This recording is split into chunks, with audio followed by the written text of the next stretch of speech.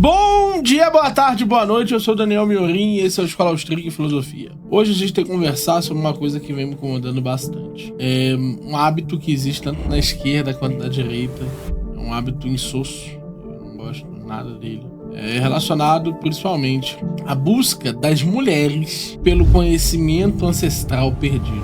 A mulher tem uma parada meio mulher das cavernas, assim, de procurar por alguma coisa que não está mais entre nós, tenha ficado um pouco antes da modernidade, ou até mesmo na década de 40, na década de 30, esse período que não irá nunca mais voltar, que explica, justifica, diz como ela deve agir, né? Supostamente existe uma fórmula perdida. Essa fórmula perdida fazia bons filhos, as crianças eram muito felizes e as mulheres eram muito felizes e todo mundo estava em união com a sua própria natureza, em união com a sua felicidade. Pra você ter ideia, eu ouvi muito isso dos dois lados, né? Isso é uma coisa muito peculiar.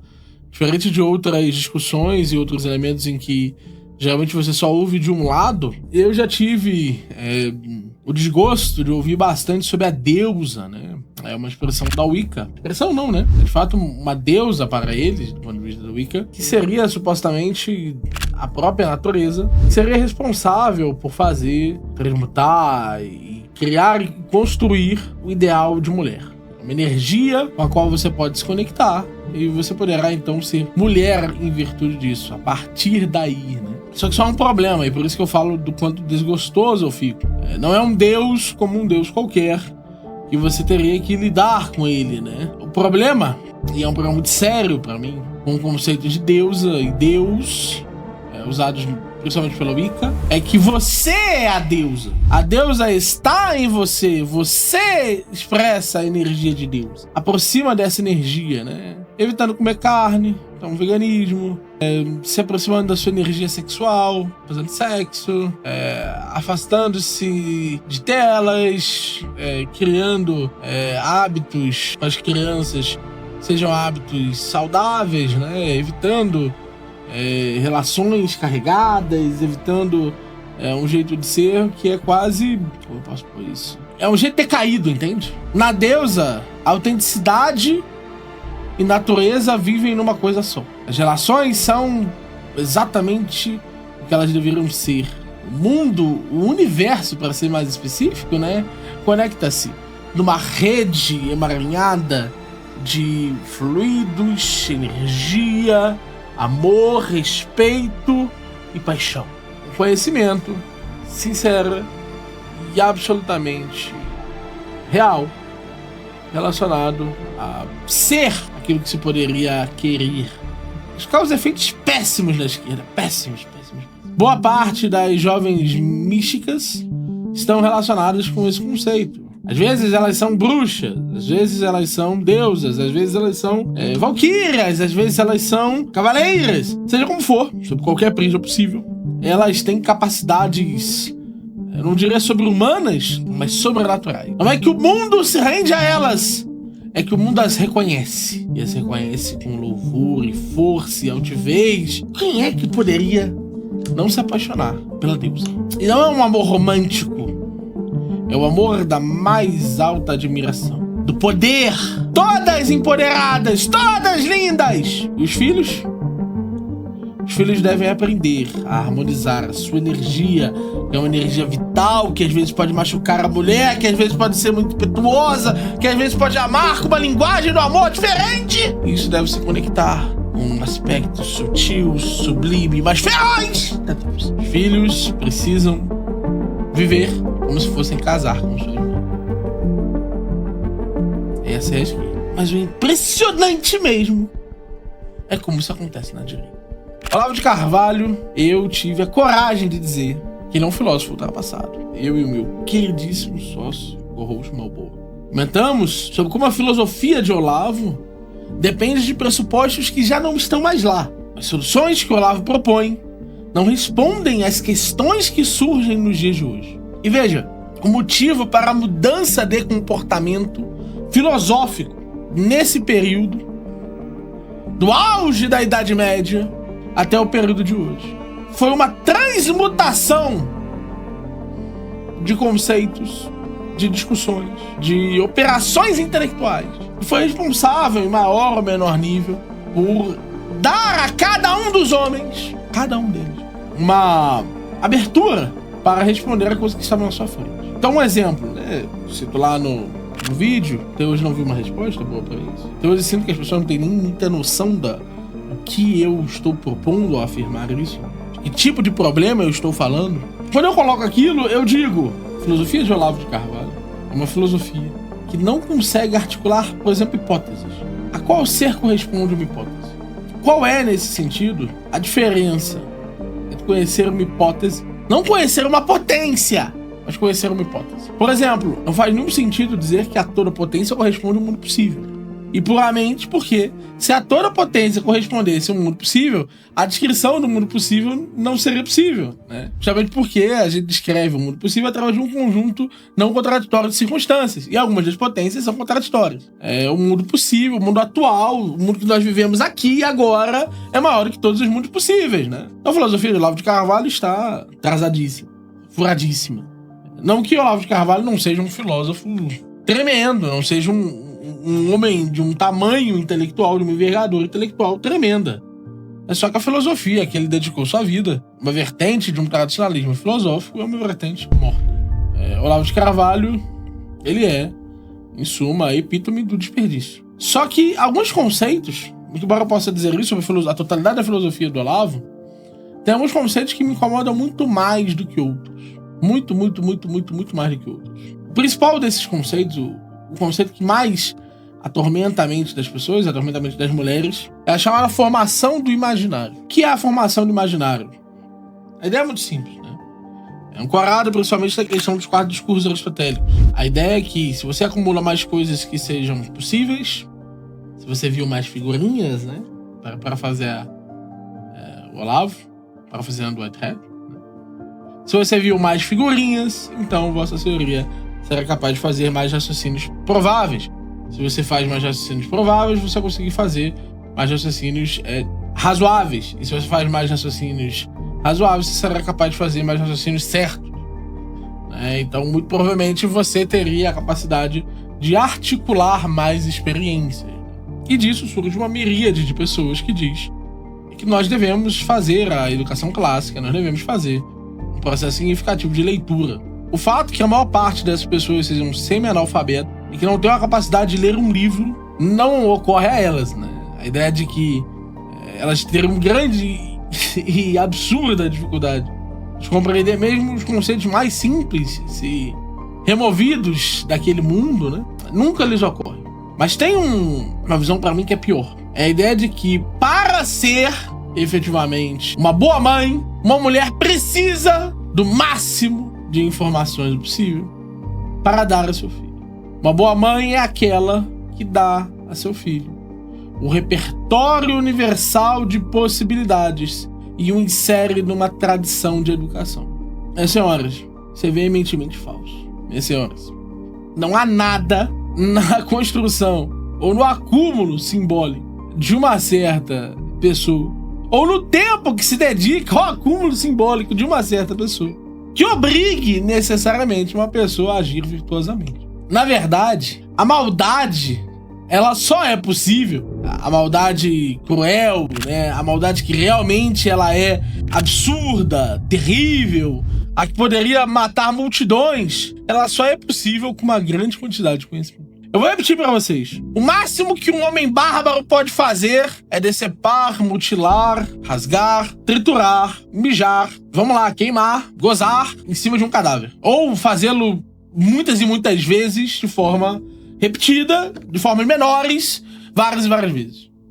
É apenas violência brutal e absoluta. Essa é a descrição máxima que se faz de uma pessoa que é burra e má. Mas o número de coisas que você pode fazer com uma pessoa que tem conhecimento e é má é indescritível. Veja, eu posso descrever nesse sentido a maldade pelo intento do que se busca. E um intento mesmo do animal mais brutal, porque esse homem é um animal, o homem mais burro é o animal mais inteligente. Jamais se comparará com uma pessoa que seja genuína e verdadeiramente má. Você tem uma ideia? Vou te dar um exemplo simples. Pegue uma ideia boba. A ideia de que nosso Senhor Jesus Cristo não teria podido estar no censo de Herodes, porque o censo de Herodes teria acontecido 7 anos depois. Eu não vou discutir nem disputar essa afirmação, mas essa afirmação sozinha é mais cruel, sangrenta e interminável do que qualquer afirmação particular e direta que se faça sobre qualquer evento, qualquer acontecimento, qualquer coisa da brutalidade do homem comum. Nesse sentido, é óbvio que nós não temos os meios, capacidades necessárias para sequer vislumbrarmos quão mal esse sujeito é. Imagine só quantas milhares de pessoas não morreram pela verdade dessa afirmação. Quantas crianças não foram decapitadas no censo de Herodes. Por acaso algum homem bruto, por mais bruto que fosse, mataria 1000 crianças em um dia? A verdade é a crueldade que tem método, a crueldade que se aperfeiçoa da esfera humana, da esfera individual, do saber, é ampliada e potencializada em 1000 vezes.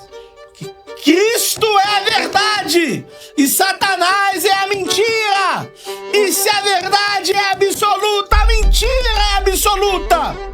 Então não constitui-se de um saber a bondade. Não é disso que se constitui. Constitui-se, antes de tudo, de uma postura, uma atitude, e uma entrega e uma submissão. Não às coisas do mundo, mas ao próprio Cristo. E isso significa em si um esvaziamento do sujeito.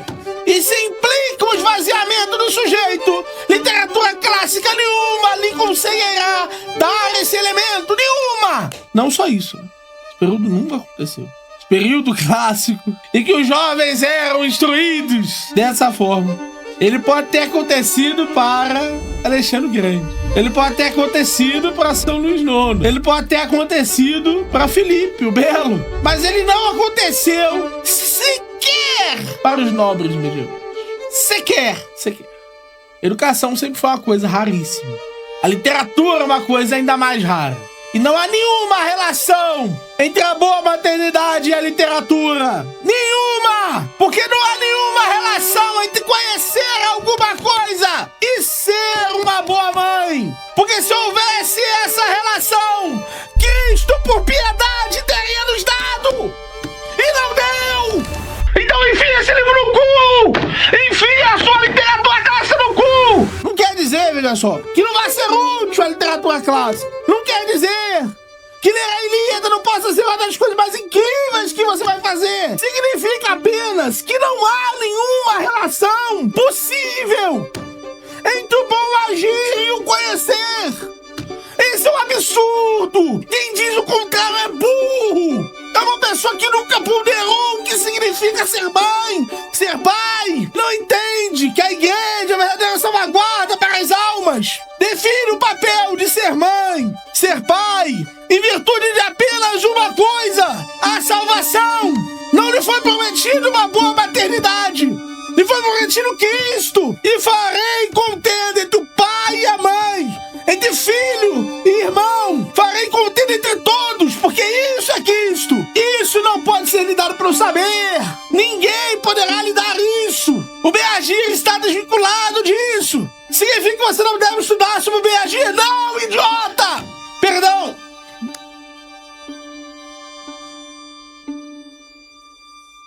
Perdão, mas isso que se faz é muito feio. Muito feio. Essa filosofia do ser não lhe dá nenhum direito de fazê-lo. Os 4 discursos não dão nenhum direito de fazê-lo. Não há nada na filosofia de Olavo de Carvalho que tenha lhe dado o direito de não saber nada sobre ética. A culpa é toda sua, não é de Olavo de Carvalho. Olavo de Carvalho não poderia lhe instruir nisso, porque nem eticista ele era. Mas eu que me dedico completa e absolutamente para isso, posso lhe dizer: jamais cometa esse erro. Jamais. É afirmar uma teoria tão absurda, tão doida, tão maluca, que se fosse o caso, você não poderia reclamar uma pessoa que fosse, por exemplo, criminosa, assassina. Por quê? Porque falta a ela um tipo de conhecimento. Vê? Vê que absurdo. Vê que idiota. É imediatamente idiota. Pô, ele não sabe isso. Então não precisa, tem que soltá-lo. Isso não faz sentido. sequer a lei brasileira reconhece isso. Até mesmo os momentos em que nós falamos dos erros de proibição são resquícios e reminiscências dos erros de cognição quanto a um fato. É perfeitamente possível que alguém não soubesse que é proibido e ainda assim fosse punido. Não há meios para afirmar isso. E quem o faz de forma temerosa. Então, assim, esses dois erros estão comendo a mente das mães de hoje em dia. Comendo a mente das mães de hoje em dia. Não há para onde fugir da modernidade. A modernidade já até passou, vocês sabiam? Sabia que a gente já tá vivendo até a pós-modernidade? Sabia que a gente já tá vivendo, literalmente, uma forma nova de enxergar e ver as coisas? Você sabia que as pessoas estão discutindo ontologia orientada a objetos, realismo direto, estão discutindo mecanismos e formas de diminuir a distância entre objeto, estrutura, ser e relação, para que não haja uma distância real entre esses 4 objetos de investigação? Sabia disso? Veja! Quando você tem isso, quando você tem uma estrutura assim, ela não se comunica com o que foi feito lá atrás. Acabou. Tu não discute mais com isso aqui. É outra coisa. Ah, mas cai num velho erro. A qual velho erro? Você não consegue sequer transportar a sua ideia para esse tipo de coisa. Por quê? Quer dizer que a gente precisa ficar se reinventando? Não quer dizer que a gente precisa ficar se reinventando, não. Existem verdades absolutas. É que até que para entrar na seara das discussões absolutas é preciso entender. E não é entender a discussão, é entender a coisa. Se você entende a coisa, você discute. Mas não se entende a coisa. E aí vocês querem aumentar, sobre a maneira, a descrição das pessoas. E elas começam a achar que são personagens. Elas começam a achar que elas falam uma linguagem muito diferente do homem comum. Elas começam a achar que elas são superiores. Essa é a verdade. Então, assim, é óbvio, sobremaneira óbvio pra mim, que nenhum dos dois lados produziu mães melhor.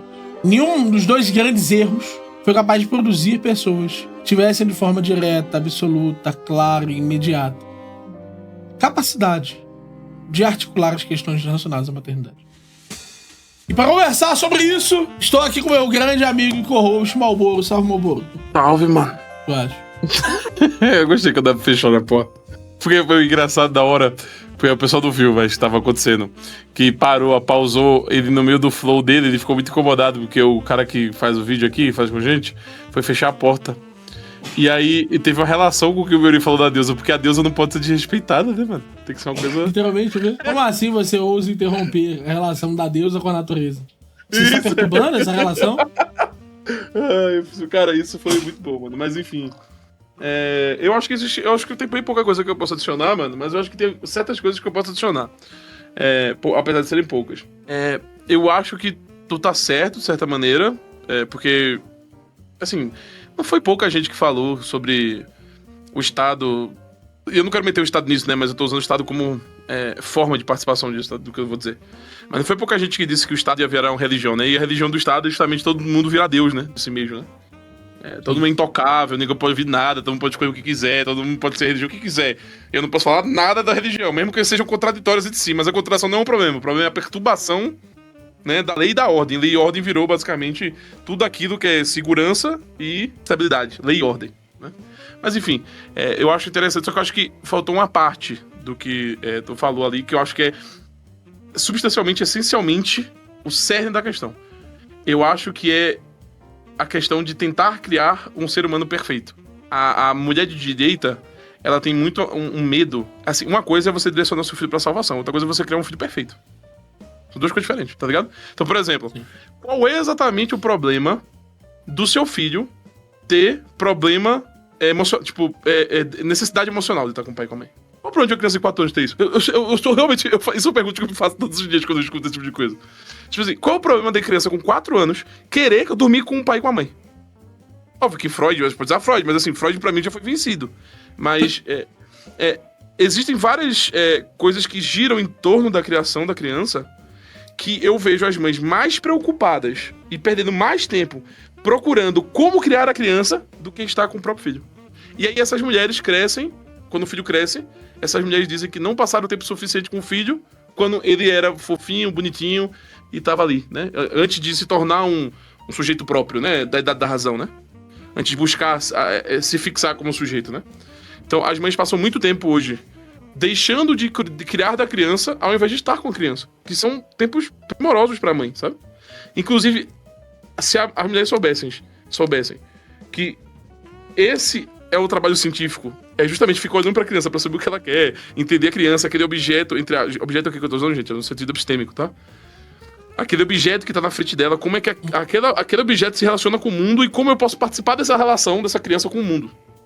Mas se passa muito tempo procurando como eu tenho que criar a criança. Se passa muito tempo descobrindo... mas a criança, eu não posso ficar muito tempo com a criança, porque senão a criança cria dependência emocional. Mas o que...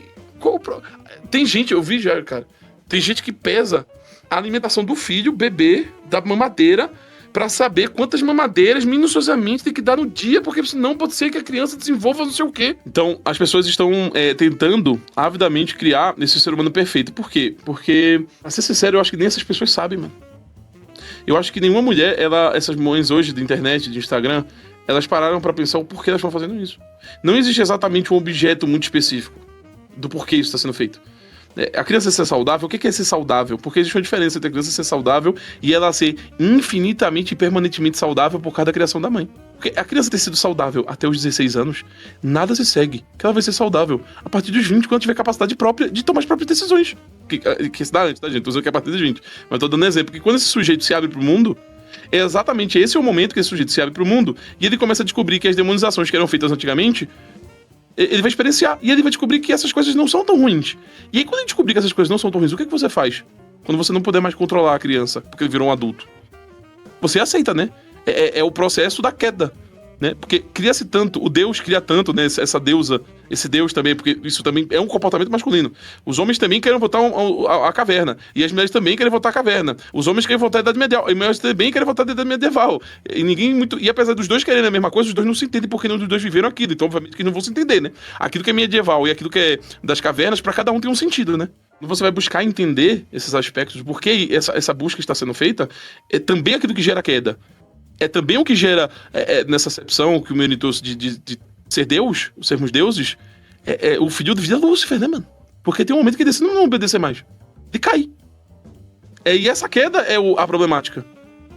Esse momento da queda, que todo filho vai ter, se for criado dessa maneira, que é o descolamento da família, da obediência cega e sumária à família, ele vai acontecer. Em algum momento ele vai acontecer. Seja filha, menina, ou seja menino. Esse descolamento vai acontecer. Então, essa percepção de que meu filho tem que ser saudável, você precisa que ele seja saudável fisicamente até certo ponto. Mas existem outras coisas que o mundo pode quebrar, gente. Aquilo que nós valorizamos tanto, o mundo pode vir quebrar, literalmente. Quebrar. O mundo pode quebrar aquilo que nós consideramos precioso. Isso pode acontecer. Então, se tem uma percepção muito específica sobre por que esse filho tem que ser perfeito, o porquê essa criança tem que ser criada dessa maneira. E geralmente isso nunca é conversado, isso nunca é entendido. Isso não se busca entender a origem. Eu não acho que deva saber a origem. Só deve saber o porquê está acontecendo. E quando nós vamos para os aspectos científicos, aí entra no bololô mesmo, né? Porque se você... A gente aqui até brinca que qualquer posição... Isso é um fato, tá, gente? Qualquer posição na ciência que se traga de um lado tem a posição oposta. É quase que uma necessidade. Então, assim, se existe alguém que vai trazer que cientificamente seu filho tem que dormir 6 horas, vai ter alguém dizendo que cientificamente ele tem que dormir 20. Isso é uma coisa inerente à ciência. Vão ter os opositores daquela tese. Isso é normal. Isso é até bom que aconteça, porque precisa ser derrotada. Uma das duas precisa perder, né? Só que existem alguns temas que, infelizmente, ele cai e depois volta. Cai e depois volta. Então... essa busca de querer com que o filho seja perfeito para sempre, que é isso que está sendo feito pela deusa, pela mãe, ou pelo pai também junto, é justamente o erro que faz com que no futuro a criança perceba ou caia daquele patamar que a família estava colocando. Isso aconteceu muito nos protestantes brasileiros. Os protestantes brasileiros hoje, os filhos dos protestantes lá atrás, as famílias que começaram a ser protestantes, os filhos começaram a entrar pra macumba e começaram a entrar pro espiritismo. Por quê? Porque os pais dele não usavam o espiritismo e a macumba. Só que você não consegue... E aí eu acho que eu assino embaixo no Mirim. Não tem como você fugir do mundo moderno, daquilo que tá acontecendo hoje, a pós-modernidade. Você tem que lutar contra ela, você pode enfrentar, você pode entender. Mas não tem como você fugir. Por quê? Porque quando o seu filho ou sua filha quiser ir pra faculdade, você vai fazer o quê? Quando ela descobrir que o Gabriel Garcia Marques é bom de ler, vai fazer o quê? Quando o seu filho decide começar... Ou então você deixa, você bota no colégio. Você não consegue controlar as pessoas que estão no colégio. Eu vou fazer homeschooling, tá? Mas você vai botar onde? E aí quando você vai botar esse seu filho em qualquer outro lugar, quando ele começa a ter conhecer outras pessoas e você não vai conseguir nunca controlar quem são as pessoas que estão 100% do lado do seu filho. E aí pode ser que ele tenha 17 anos, 18 anos, 20 anos. Ele vai conversar com um macumbeiro. E ele vai ver que esse macumbeiro não é um demônio. Esse macumbeiro vai conversar com ela normal. Vai falar de assuntos que você nunca falou. Vai ser uma pessoa legal. Vai ser uma pessoa diferente. E ela vai olhar e vai dizer, poxa, isso aqui não é mal. E vai começar a se relacionar com aquilo.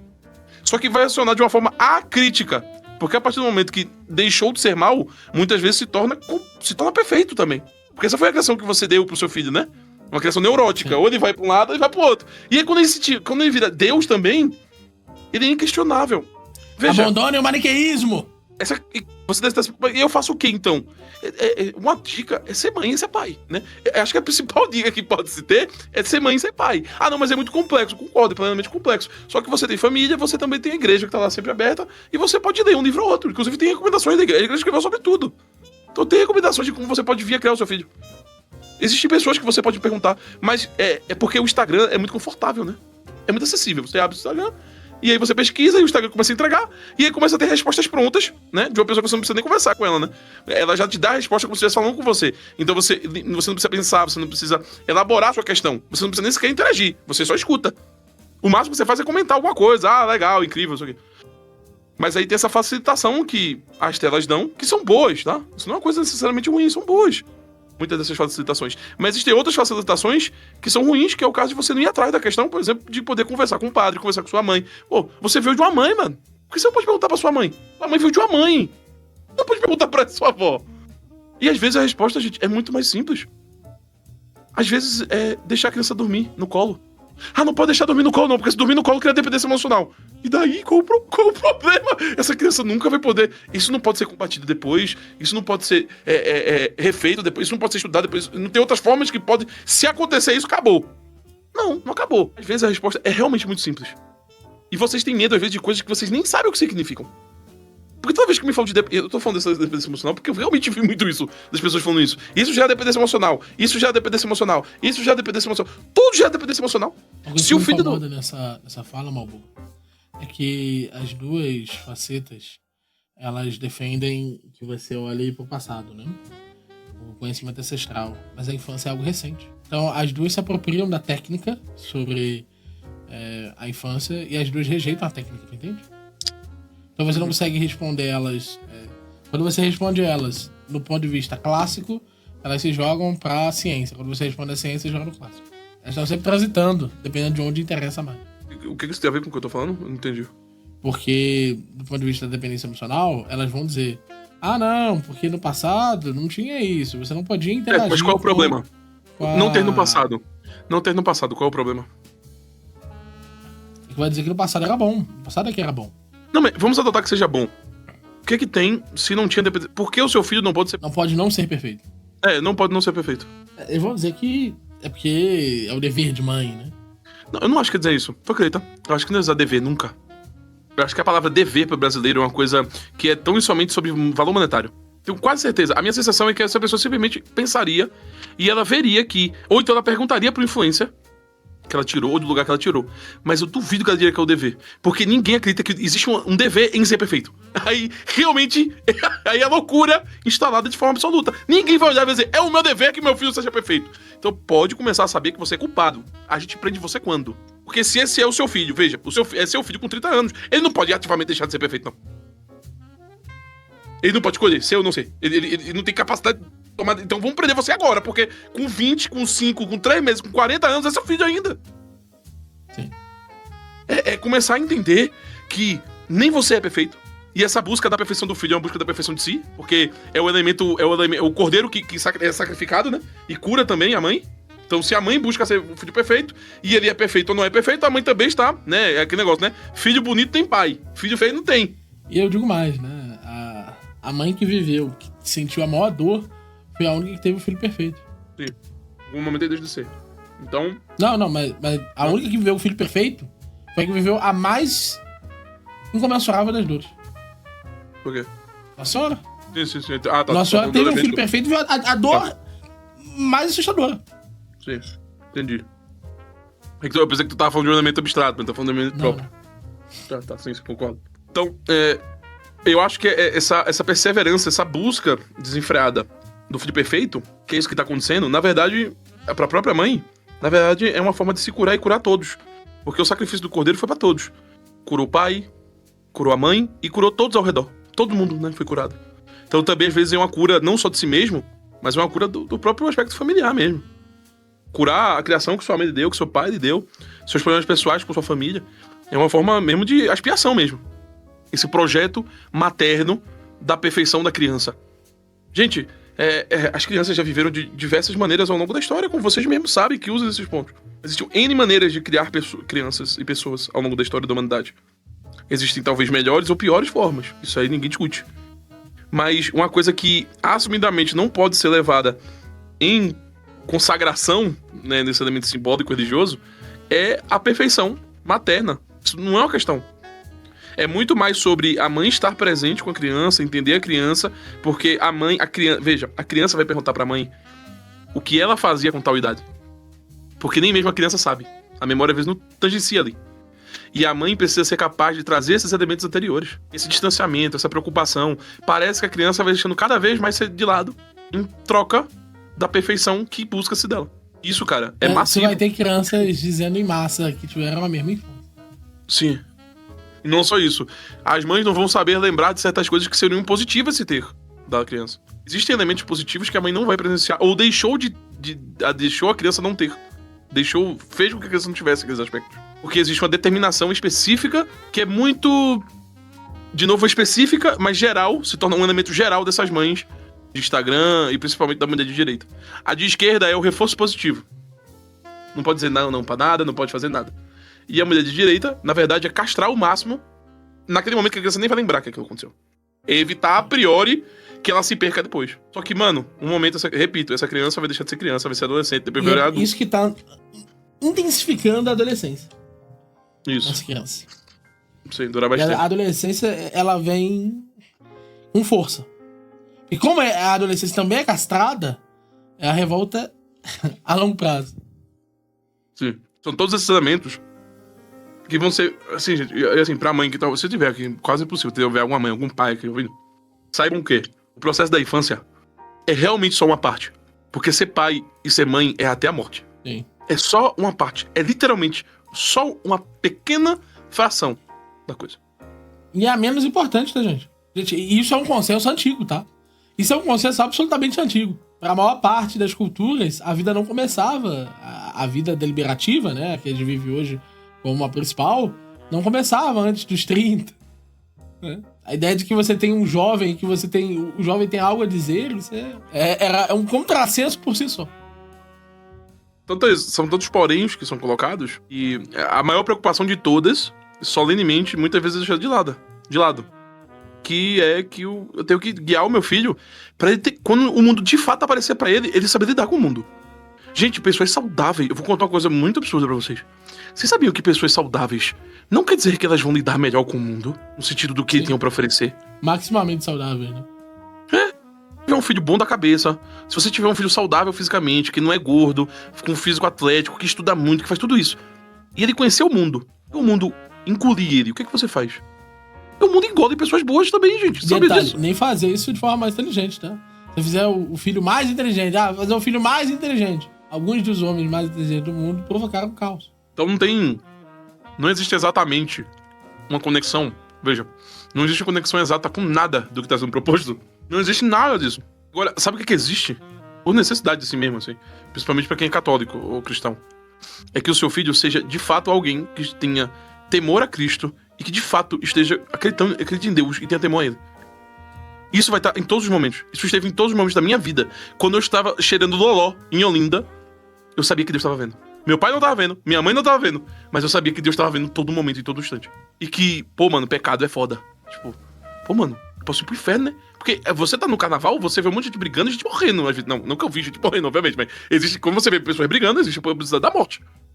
Se existe a possibilidade da morte, existe a possibilidade de cair dali pro inferno. Então, assim, o temor a Deus, que vai estar vendo ele a todo momento, é o mais importante. Porque, vamos ser sérios, inclusive no momento que você tá ouvindo esse vídeo aqui agora, se você for pai, você nem tá vendo seu filho. A sua atenção é diminuta. A sua percepção sobre o mundo é menor ainda. E quando o seu filho se tornar um adulto, dificilmente você vai ter capacidade de interferir na vida dele. Você pode mandar 50 áudios, 60 mensagens no Instagram, no WhatsApp.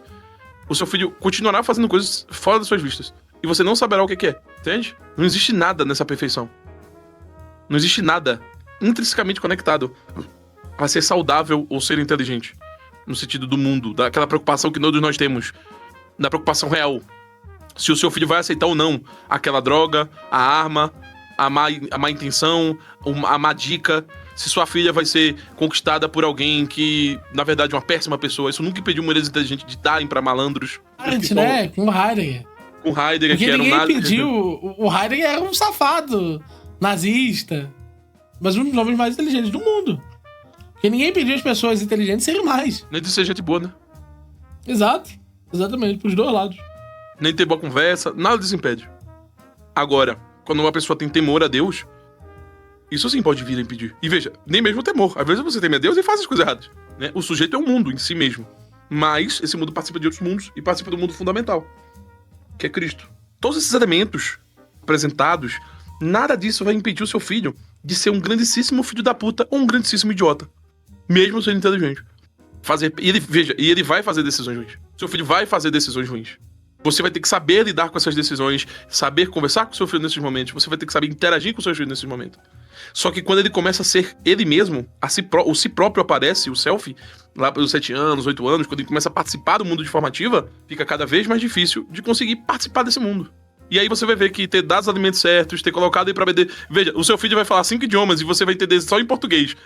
Porque às vezes você não tá aprendendo 5 idiomas. Então mesmo que ele saiba 5 idiomas, ele vai falar merda em um... Ou ele vai falar você pode aprender 5 idiomas, mas como ele tem mais neuroplasticidade que você, ele consegue aprender 9 idiomas e você não consegue aprender com a velocidade dele. Exatamente. Ele vai falar naquele idioma que você não consegue. Exatamente. E você vai pensar que ele seja o que com você? Honesto. E por que tem que ser honesto com você? Ah, não, porque eu sou pai dele. Parece ser um motivo ok, mas talvez temer a Deus seja muito mais forte do que isso. Porque Deus entende todas as línguas, sabe o que tá no coração. E a ninguém foi dado a permissão de pecar. Ninguém. Absolutamente ninguém foi dado essa permissão. Então, eu acho que ter consciência das suas próprias limitações talvez seja a maior descoberta que muitas dessas pessoas venham a poder fazer. Você é limitado, você não é muito... Mesmo que você não fosse... Mesmo que você fosse uma pessoa sensacional, inteligentíssima, um gênio. Os gênios não estão em todos os lugares ao mesmo tempo e não têm sabedoria e inteligência infinita. Eles são limitados. O influenciador que você tá seguindo não é capaz de tudo. O mundo dele é muito mais vulnerável do que ele deixa mostrar. De verdade. Não só isso, né? De verdade. Você vai ter só um recorte disso. E o máximo que você pode fazer se alguma coisa der errado é deixar de seguir, canal nos comentários. E a pessoa vai lá te dar bloco, tu vê? Que merda. Dá pra você literalmente seu filho. Uhum. E você vai ter que conviver com aquele erro pra sempre. Ou com... Às vezes, esse erro é só uma dor interna mesmo. É porque, como você começa só a viver nesse mundo ideal e você erra, às vezes esse erro nem ia causar nada, sabia? Mas você começa a se culpar por causa daquilo. Por causa de uma coisa que nem era mesmo um erro, mas é um erro na medida da formulação material que o cara apresentou. Ó, tem que fazer isso, isso e isso. Aí você se fazer, você tá errado, mas você nem tá errado, sabe? E aí você vive com um pensamento de, pô, errei ali, errei aqui. Pô, às vezes nem errou, sabe? Às vezes nem errou. É isso. Poderia ter errado, mas às vezes nem errou. Galera, muito bom. Não deixe de curtir, comentar e compartilhar. Dá uma olhada aqui embaixo na plataforma, que a gente tem várias conversas, muitas coisas legais, muitas coisas da hora. Tem curso, tem podcast, tem audiobook, tem absolutamente tudo aqui embaixo. O link vai estar aqui na descrição. Espero que vocês tenham gostado, indiquem outros temas. Tamo junto, até logo mais. Valeu!